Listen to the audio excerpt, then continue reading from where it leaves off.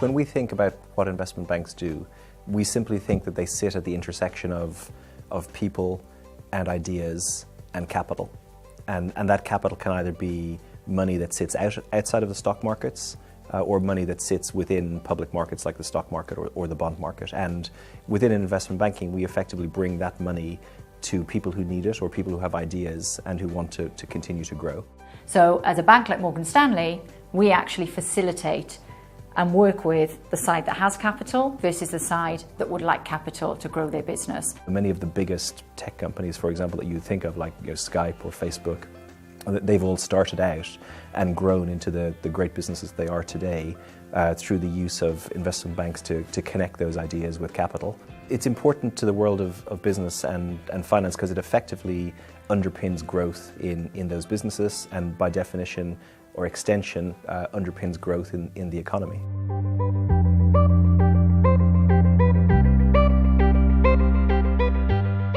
In terms of what the investment banking division does, we work predominantly with our corporate clients. So we're working on mergers, acquisitions, sales of businesses that are typically private and they don't become known publicly until they're announced. Once we've put the building blocks of the deal in place, we'll go to our colleagues in GCM and try to figure out the best way to raise finance for that transaction. Global capital markets is all about raising capital and distributing capital for our clients.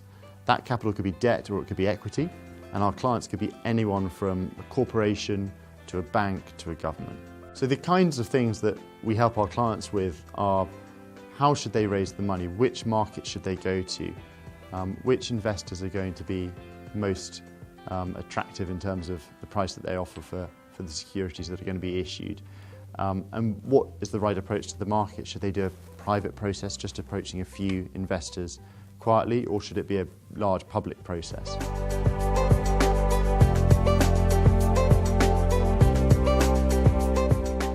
We are actually the front connection point to our clients to give them investment advice. And so sales would talk to their clients to give them advice of what they should be buying, selling, shape of their portfolio, what ideas Morgan Stanley has from a research concept house. And then you've got the trading, which facilitate the transactions. So our traders would be the ones to execute the trade on behalf of the clients. So the Equity Research Division gives advice to institutional investors on which stocks to buy, hold or sell. We're probably one of the departments that works with the broadest number of people and departments across the firm.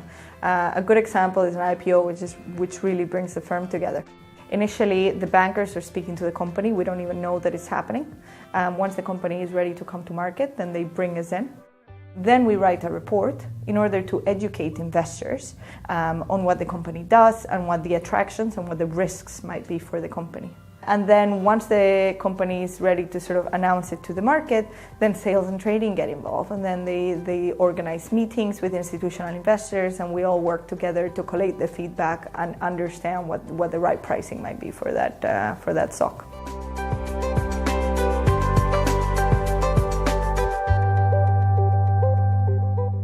Operations in many ways is like the engine room of the whole bank. So everything that our clients do and that our trading desks do touches operations. So on a day-to-day basis we process all of the transactions that the bank undertakes, all the way from execution through to settlement and then for the whole life cycle of the trade. But probably the most important thing that we do is client asset protection. So we look after all of our clients' assets and we make sure that we comply with all of those rules globally, so that when our clients do business with us, they know that we're looking after them properly. Technology is incredibly important to Morgan Stanley.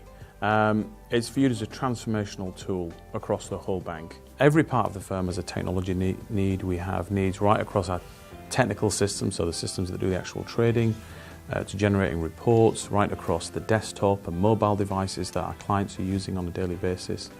We have 7,000 employees at Morgan Stanley working on technology, as well as another 7,000 consultants. And we develop 80% of all of the technology that's used by Morgan Stanley. So although we buy technology, we also develop it. So we're an extremely large technology organisation.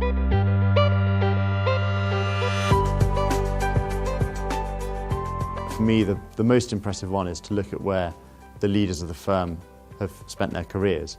So if you look at the presidents of institutional securities, or the CFO, former CFO, or the people that are running fixed income or investment banking today, they've all come from GCM. The thing I'm most proud of about operations at Morgan Stanley is we've got just under 5,000 people globally in 41 different locations across the globe, which I think is a really great thing. It's a large team, and there are loads of opportunities to work in all kinds of different functions globally. What is impressive about the sales and trading business is we've got fantastic rankings and achievements and awards, but I think what is important is the type of person that we've got within the business. We've just finished our Global Volunteer Month, where we had 100% participation from the Morgan Stanley directors within sales and trading, so went out to do some volunteer work in the local community. As the markets have picked up, we continue to have a great market position, and actually we've done almost $300 billion of transactions in Europe alone this year. Equity research in Morgan Stanley is probably the best sort of equity research team out there, I would say. Most recently, for example, we've worked on IPOs like Facebook or Alibaba or Netflix. Morgan Stanley's technology budget is about $3 billion. So if the Morgan Stanley tech division was floated as a separate company, it probably would end up on the FTSE 100.